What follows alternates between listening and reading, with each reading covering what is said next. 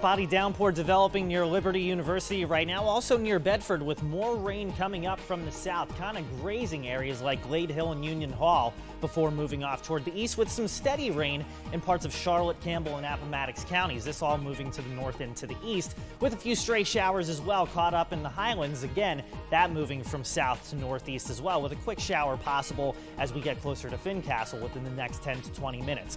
For tonight at the ballpark, the second home game of the year for the Salem Red Sox might see a spotty storm or two. Otherwise, temperatures in the 60s and muggy. Details on the potential for severe weather on Sunday coming up in just a little bit. 10 News at 5 starts right now.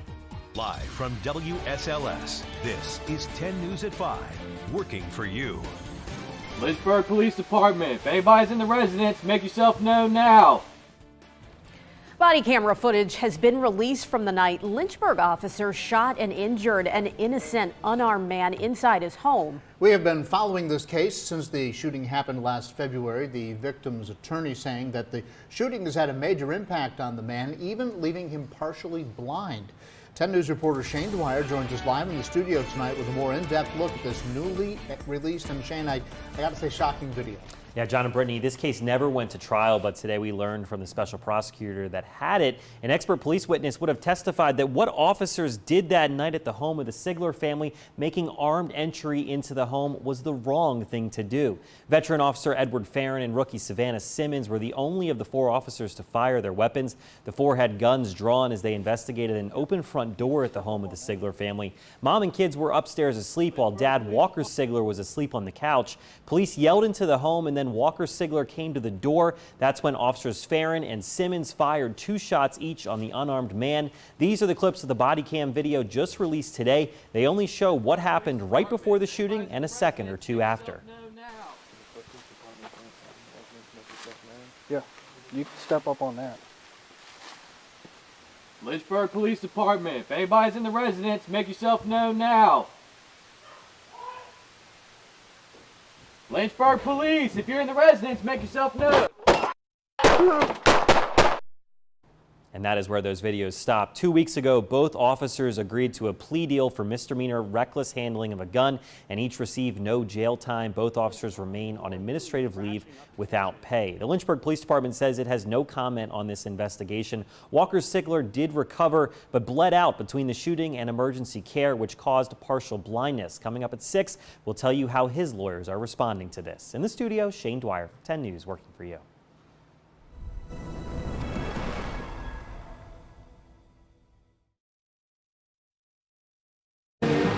Across the region, it's a weekend that's going to be big, loud, and live. Tonight, our crews are stationed across the Star City for 2 major weekend events. Bright and early tomorrow morning, the starting gun will sound for America's toughest road marathon. The final preparations for the Foot Levelers Blue Ridge Marathon are underway. We'll check in with 10 News reporter Tommy Lopez in just a minute for that. In the meantime, the Star City's own major music festival is already well underway. 10 News reporter Taj Simmons joins us live tonight at Elmwood Park for a look at all the fun. Taj? Well, John Lindsay, you just said it. It's going to be loud, and really it already is. I'm actually very happy I can even hear you right now. I'm here at Elmwood Park. This is the first free show that they're having. They're going to have 2 free shows later on tonight, and these are the Dharma Bombs. Basically what's happening, this is the first event of the night. Thankfully the rain has cleared up, but there are going to be some shows inside a little bit later on. They just started about 2 minutes ago, so the crowd is still a little bit sparse, but people are sure to come in once work gets done. These are 5. Chupacabras come to the stage at 6:30. Regardless, this is the kickoff of what's sure to be a very, very fun weekend. As I mentioned before, Sweet Donkey has a show at 6. The Spot at Kirk has a show at 7. So if you're afraid of the rain, you can go and see those shows instead. As you can imagine, a lot of shows from down by downtown. There's a lot to really take in, music included. So if you want to see what it's like and if you want to see what artists are coming up, you can check out our website, WSLS.com. For now, live in Roanoke, Taj Simmons, 10 News, working for you. And on top of all of that festival fun, a lot of people are arriving tonight for tomorrow's big race. And this year, it's more people than ever as the Blue Ridge Marathon continues to grow. 10 News reporter Tommy Lopez is live downtown with the latest on those preparations. Tommy. Yeah, we're here at the finish line here at Elmwood Park, where there may be rainy conditions tomorrow, but most runners won't care about that, and the weather should not be throwing the race off course. There's a lot of excitement here tonight. You can hear the music going, people are picking up packets. This race is continuing to grow every year, and we know many of the hotels around here are at or near capacity. It's become a bucket list marathon for many runners because of just how challenging it is to run up and down the mountains. That, and it has many of the amenities and entertainment options the big city races have. Minus the weather, everything is great for our 10th anniversary. You know, we have our runner numbers are up. We're anticipating about 3,000 runners. We have 41 states and 10 different countries represented so far. There are race distances from about 6 miles to the marathon to a double marathon, where runners start in the middle of the night. It would not be my first choice on how to spend a Saturday morning, but people love it. They had all 100 spots filled, had to cut off the entries at that point. We're going to tell you just how much this event is growing every year and what these runners think of now just being hours away from lining up here outside Elmwood Park to get it all started. That's coming up on 10 News at 6. Live in Roanoke, I'm Tommy Lopez. 10 News, working for you. And we want to remind you another race is going on in the New River Valley tomorrow. Virginia Tech's annual 3.2 starts in the morning. Thousands will take part to remember the 32 lives lost in 2007. That run begins at 9 a.m. at the drill field. And with all of the outdoor events going on across the region, the weather could put a little bit of a damper on some of the fun. We want to send it over now to Storm Team 10 meteorologist Chris Michaels with a look at your weekend forecast. And actually right now, a lot of activity happening on radar. Yeah, it's especially the case across parts of Southside. As we head into tomorrow, things are mainly going to be spotty, so increasingly optimistic, especially with the Blue Ridge Marathon for tomorrow. But let's go ahead, show you the showers and storms that we're investigating right now. Some heavier showers right around Alta Vista and also getting closer to Jefferson Forest High and Liberty University, excuse me, as we go through the next several minutes. Nothing severe about this, but could be pretty heavy at times, as we kind of see that the lightning count has indeed gone down over the past hour or so. Only 7 strikes detected east of Appomattox County within the last 10 minutes or so. So as we look ahead toward future tracker, we do have a few storms to dodge as we go through the night tonight, mainly on a spotty basis. And then as we go toward tomorrow morning, this is 7:30, the start time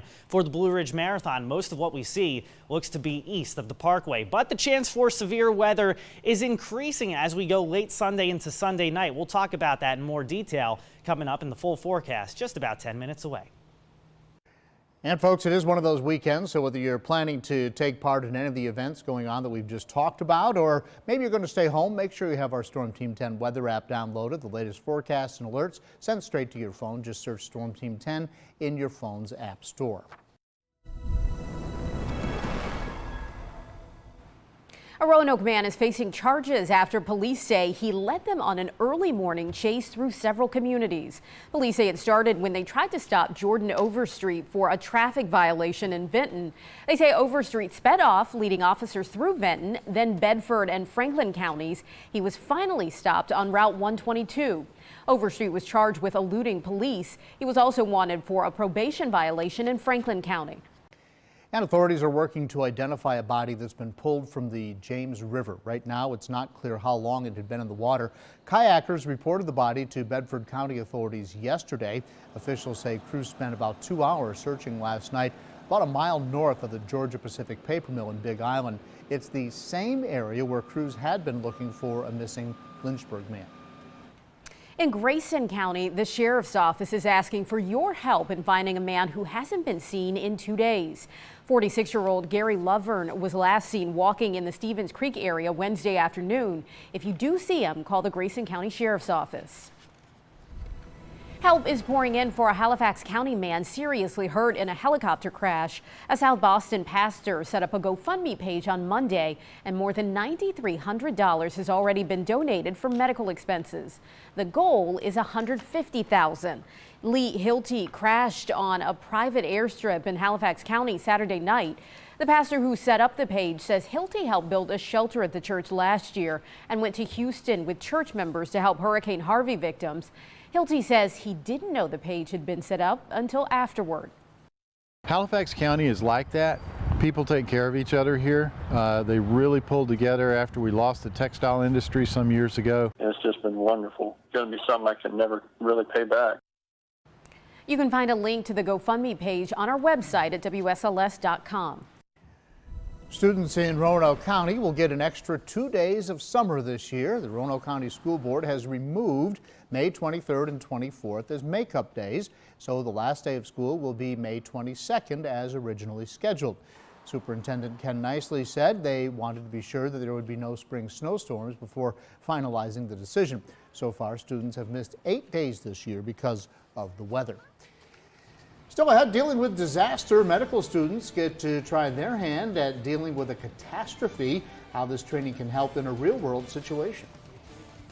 Plus, we are looking at a wet weekend ahead and the chance for severe weather. Storm Team 10 meteorologist Chris Michaels is tracking the timing of it all.